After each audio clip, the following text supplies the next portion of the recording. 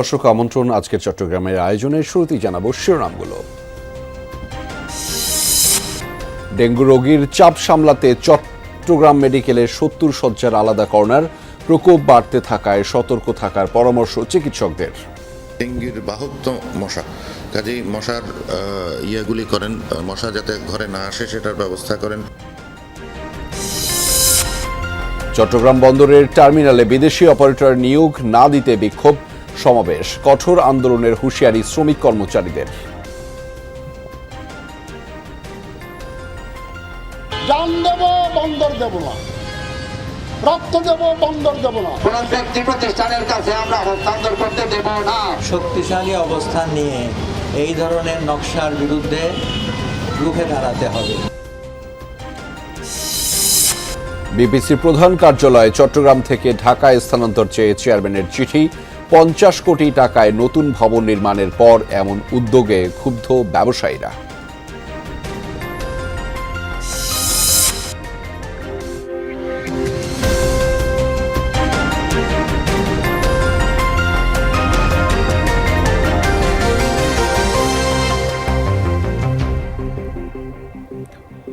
দর্শক আমন্ত্রণ আজকের চট্টগ্রামের আয়োজনে আপনাদের সঙ্গে রয়েছে আমি আহমেদ রেজা।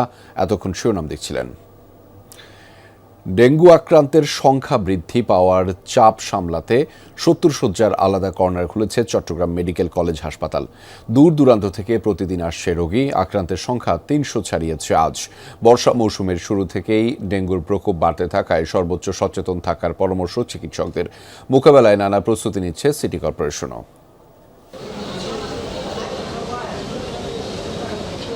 মৃদু জ্বর, তীব্র শরীর ব্যথা আর দুর্বলতা নিয়ে চট্টগ্রাম মেডিকেল কলেজ হাসপাতালে ভর্তি হন নগরীর ঈদগাহ এলাকার বাসিন্দা রায়হান। পরীক্ষায় ধরা পড়ে ডেঙ্গু। একই উপসর্গ নিয়ে চিকিৎসাধীন বলখালীর বাসিন্দা ইব্রাহিমও। শুধু তারাই নন, বর্ষা মৌসুম শুরু হতেই চট্টগ্রাম মহানগরী ও জেলার বিভিন্ন উপজেলা থেকে প্রতিদিনই বাড়ছে ডেঙ্গু আক্রান্ত রোগীর সংখ্যা। খানা দানা খাইলে পেট ফুলে যেত, পরে মেডিকেলে এসে ভর্তি হয়েছি, এখানে টেস্ট দিছিল, টেস্টের পরে জানতে পারে যে আমার ডেঙ্গু হয়েছে। পরশুদিন হঠাৎ দেখতেছি আমার গায়ে ব্যথা লাগতেছে, ডাক্তারের কাছে গিয়েছিলাম।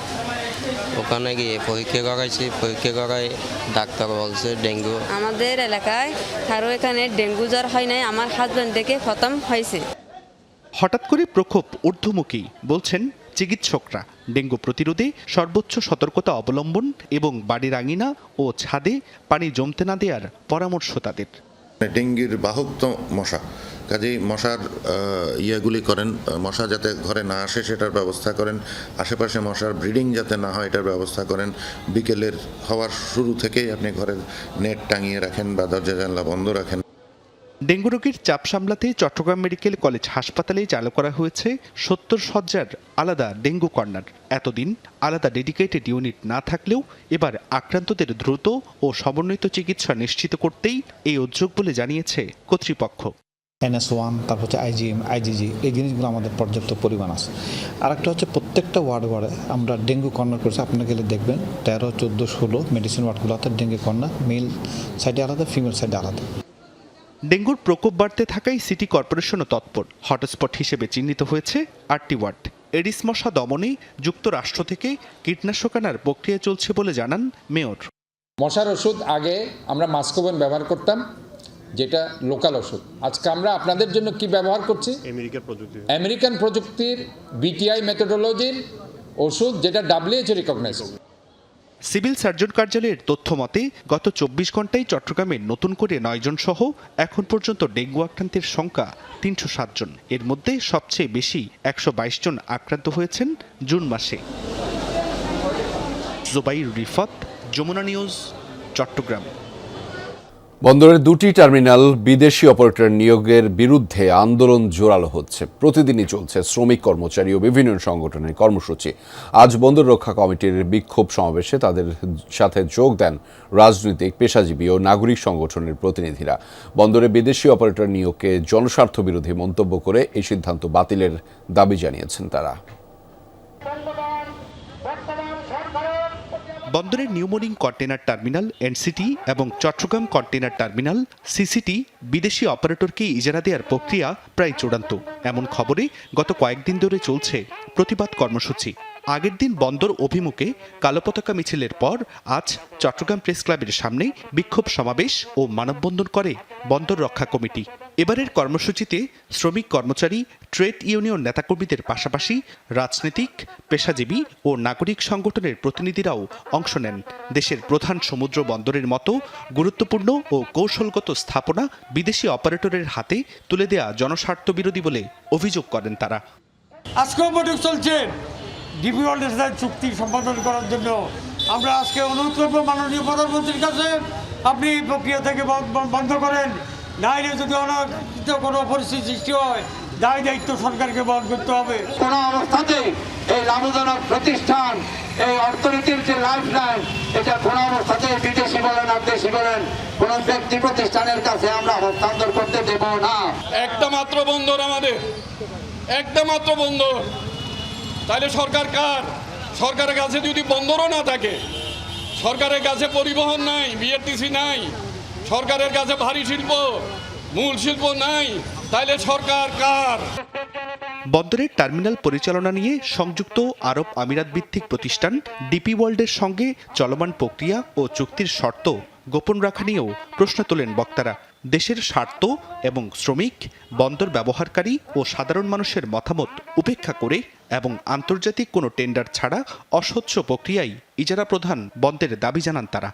40 বছর ধরে আমরা যেমন ঠেকিয়েছি, আশা করি চট্টগ্রামের জনগণ আমরা এবারও ঠেকাতে পারবো। বন্দর দেব না, কালকে স্লোগান উঠেছে, জান দেব বন্দর দেব না, রক্ত দেব বন্দর দেব না। আমরা কি বলি এই সরকার বিদেশিরা চালাও? বিদেশিরা যদি সরকার চালায় আমাদের সার্বভৌমত্ব আর থাকবে না। কিন্তু আমার সক্ষম যেই টার্মিনাল আমার সোনার ডিম দিচ্ছে, সেই টার্মিনালের দিকে তাদের লোভ পড়েছে। শুধু লোভ নয়, আমাদের বৃহৎ শক্তির রাজনৈতিক যে সংঘাত, সেই সংঘাতের কেন্দ্রভূমি বানানোর জন্য চিটাং পোর্টকে ব্যবহার করতে চায়। যারা সরকারের বাইরে রাজনৈতিক শক্তি আছে, যারা নাগরিক সমাজের ভিতরে আছে, তাদেরকে শক্তিশালী অবস্থান নিয়ে এই ধরনের নকশার বিরুদ্ধে রুখে দাঁড়াতে হবে। তাহলেই আমরা আমাদের সত্যিকারের স্বাধীনতা, সার্বভৌমত্ব রক্ষা করতে পারব। জুবাইর রিফাত, যমুনা নিউজ, চট্টগ্রাম। দর্শক, এই সংবাদের শুরুতেই জানাচ্ছিলাম চট্টগ্রামের ডেঙ্গু পরিস্থিতির খবরাখবর। সেটির বিষয়ে আরও বিশদভাবে জানাতে চট্টগ্রাম এবং খাগড়াছড়ি থেকে আমাদের সাথে যুক্ত রয়েছেন আমাদের সহকর্মীরা। শুরুতেই চট্টগ্রাম মেডিকেল কলেজ থেকে যুক্ত রয়েছেন সহকর্মী শহীদুল সুমন। তার মাধ্যমে জানাবো সেখানকার পরিস্থিতি। সুমন, কি পরিস্থিতি দেখছেন হাসপাতালে সেটি একটু জানাবেন। একই সাথে হঠাৎ ডেঙ্গুর প্রকোপ বাড়ার ঠিক কী কারণ, কি বলছেন মূলত এর সাথে সংশ্লিষ্টরা? রেজা, চট্টগ্রামের ডেঙ্গু পরিস্থিতি কিন্তু গত বছরের তুলনায় কিছুটা ভালো অবস্থানে রয়েছে। অর্থাৎ গত বছর আমরা এই সময়টাতে যেখানে কয়েক হাজার রোগী আসলে আমরা পেয়েছিলাম, এখন এই মুহূর্তে কিন্তু সেটি 250 জনের মধ্যেই রয়েছে। অর্থাৎ আমরা জানুয়ারি মাসে দেখেছিলাম 68 জন আক্রান্ত হয়েছে, পরের কয়েক মাস 30, 35, 37 পর্যন্ত আসলে আমরা রোগী পেয়েছিলাম। কিন্তু চলতি মাসে আমরা দেখেছি এখন পর্যন্ত যে গতকাল পর্যন্ত আসলে জুন মাসেই 122 জন রোগী আক্রান্ত হয়েছে ডেঙ্গুতে, এবং যাদের বেশিরভাগই কোতোয়ালি, পাঁচলাইশ, পাথরঘাটা কিংবা পাহাড়তলী এলাকার বাসিন্দা। সিভিল সার্জন কার্যালয় থেকেও আসলে যেই হটস্পট আসলে নির্ধারণ করেছে, সেখানেও কিন্তু আমরা দেখেছি পতেঙ্গা, ইপিজেড, পাঁচলাইশ, পাহাড়তলী এবং পাথরঘাটা, কোতোয়ালি এলাকাকে আসলে রাখা হয়েছে, এবং সেসব জায়গায় লার্ভা সংগ্রহ করেছেন এবং প্রতিটি বাসা বাড়িতেই আসলে যে এডিস মশার যে বাহক সেটি আসলে তারা শনাক্ত করেছেন, এবং সিটি কর্পোরেশনকে তারা ইতিমধ্যে কিন্তু নির্দেশনা দিয়েছেন যে এইসব জায়গায় যাতে মশার স্প্রে করা হয় অতিরিক্ত। তবে এখানকার যারা সাধারণ মানুষ রয়েছেন, বাসিন্দারা রয়েছেন, তাদের সাথে আমরা কথা বলেছিলাম। তারা আসলে বলছেন যে সিটি কর্পোরেশনের পক্ষ থেকে আসলে তেমন ভাবে কিন্তু আসলে এখনো পর্যন্ত মশার স্প্রেতে আসলে যে জোরদার করার কথা সেটি আসলে তারা শুরু করেনি। তবে হাসপাতালগুলো বলছে তারা প্রতিদিন 2-1 জন করে রোগী পাচ্ছেন। সেক্ষেত্রে তাদের যে মেডিসিন বিভাগ রয়েছে চট্টগ্রাম মেডিকেল কলেজ হাসপাতালে, সেখানে ডেঙ্গু কর্নার খোলা হয়েছে। যদি রোগীর সংখ্যা আরও বাড়ে, সেক্ষেত্রে আলাদা করে একেবারে একটি ওয়ার্ডকে ডেডিকেটেড করা হবে, এবং সেই সাথে সিভিল সার্জন কার্যালয় কিংবা চট্টগ্রাম মেডিকেল কলেজ হাসপাতাল তারা বলছে যে ডেঙ্গু রোগী আসলে তাদের চিকিৎসায় যে সকল সরঞ্জাম কিংবা যে সকল ওষুধ প্রয়োজন রয়েছে সবকিছুই তাদের কাছে প্রস্তুত রয়েছে, এবং তারা যে কোনো ভালোভাবেই সেটি মোকাবেলা করতে হবে। এখন পর্যন্ত আমরা দেখছি প্রায় 250 জন রোগী চট্টগ্রামে পাওয়া গেছে, সেই সাথে একজন ডেঙ্গুতে চলতি বছর মৃত্যুবরণ করেছে। রেজা, সেই খবরের বিস্তারিত আপনার মাধ্যমে জানছিলাম। ধন্যবাদ শহীদুল্লাহ আমাদের সাথে যুক্ত হওয়ার জন্য। দর্শক, এবারে যেতে চাই পাহাড়ি অঞ্চলে। পাহাড়ের ডেঙ্গু পরিস্থিতির খবর জানাতে আমাদের সাথে যুক্ত রয়েছেন খাগড়াছড়ি থেকে আমাদের সহকর্মী শাহরিয়ার ইউনুস।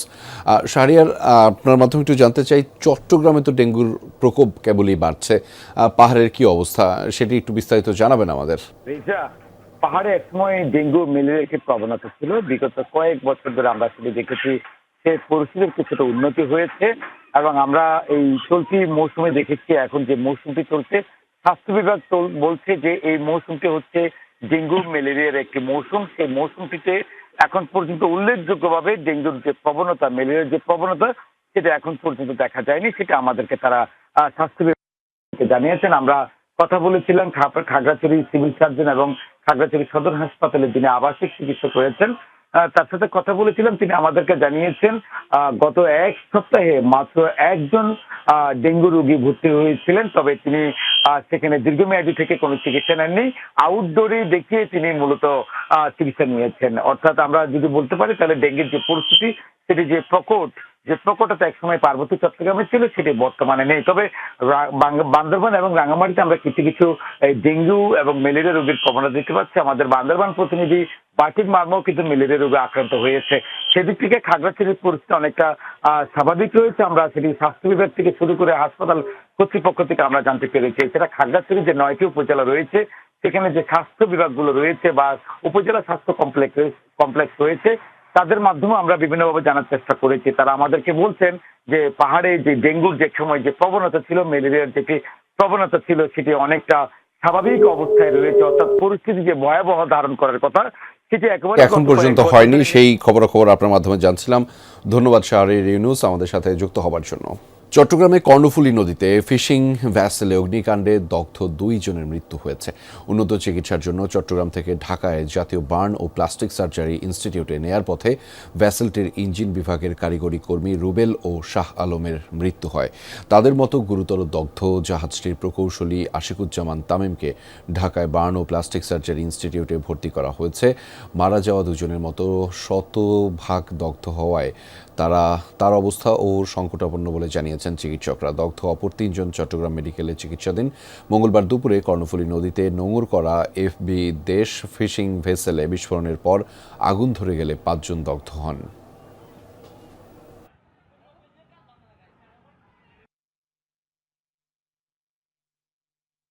তারা যেটা বলেছে সেটা হচ্ছে যে জেনারেটর বিস্ফোরণে তাদের ওখানে হয়েছে আর কি। তবে তারা একটা দিকে হয়েছে, তারা 1 ঘন্টার ভিতরে আমাদের এখানে চলে আসে। এই জাহাজের যে 3 গা ইঞ্জিন রুমও আসিল সেগুন বেশি অ্যাক্সিডেন্ট হয়েছে। আমাকে এগুন ওই সাইডের জাহাজ তো ওই আগুনের তাপটা এগুনের গাওয়াইয়া লাগছে। 50 কোটি টাকায় ভবন নির্মাণ শেষ, এখন সেটি ফেলে রেখে বাংলাদেশ পেট্রোলিয়াম কর্পোরেশন বিপিসির প্রধান কার্যালয় চট্টগ্রাম থেকে ঢাকায় স্থানান্তর চায় সংস্থাটি। এ নিয়ে চিঠি চালাচালিতে ক্ষুব্ধ ব্যবসায়ীরা। সব জ্বালানি স্থাপনা এবং আমদানি কার্যক্রম চট্টগ্রামে, তারপরও এমন প্রক্রিয়া অযৌক্তিক বলছেন তারা।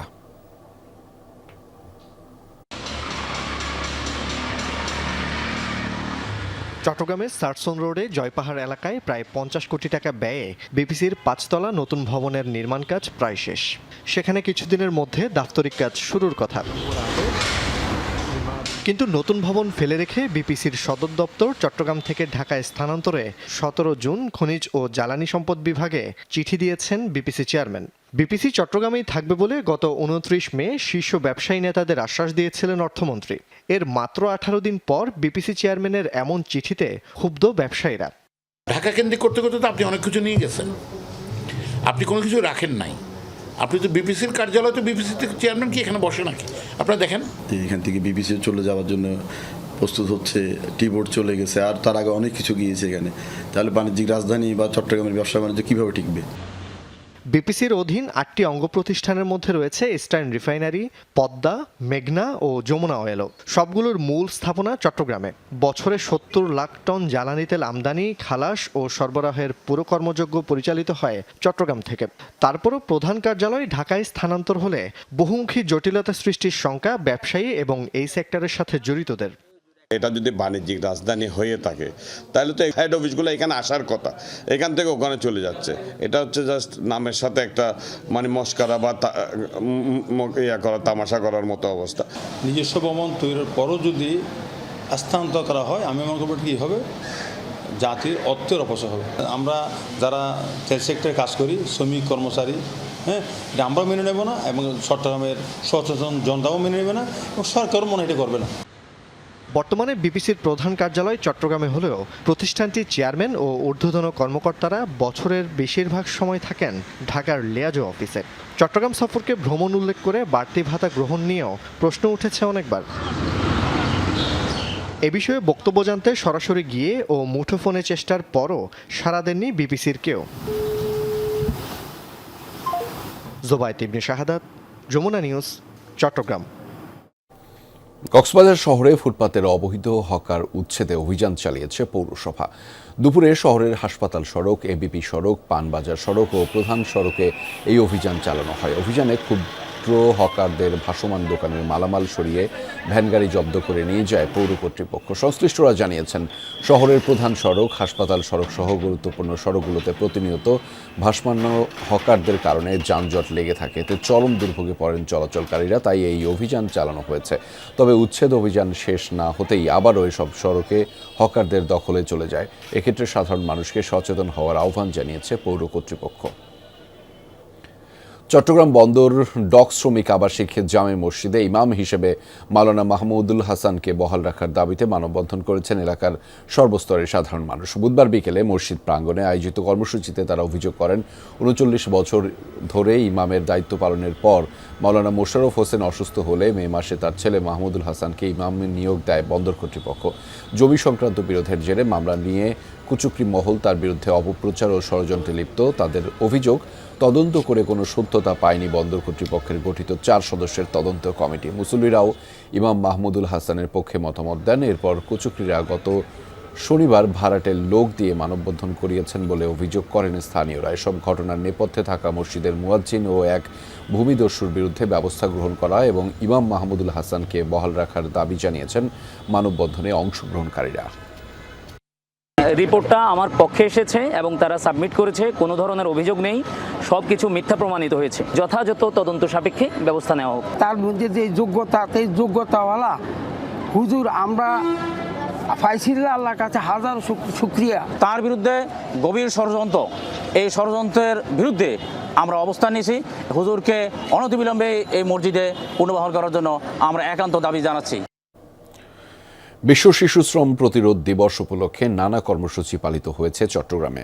সকালে জেলা প্রশাসকের নেতৃত্বে সার্কিট হাউস চত্বর থেকে বের করা শোভাযাত্রা আশপাশের বিভিন্ন সড়ক প্রদক্ষিণ করে। পরে শিশু শ্রম প্রতিরোধে সচেতনতা বৃদ্ধি, শিশুর অধিকার সুরক্ষা এবং শোভন কর্মপরিবেশ নিশ্চিতকরণ বিষয়ে আলোচনা সভা অনুষ্ঠিত হয়। এ বিষয়ে সরকারের গৃহীত পদক্ষেপ তুলে ধরেন তারা। এ সময় কলকারখানা ও প্রতিষ্ঠান পরিদর্শন অধিদপ্তর, জেলা প্রশাসন এবং বেসরকারি উন্নয়ন সংস্থার প্রতিনিধিরা উপস্থিত ছিলেন। দর্শক, এই ছিল আজকের চট্টগ্রামের আয়োজনে। এতক্ষণ সাথে থাকার জন্য আপনাদের সবাইকে ধন্যবাদ।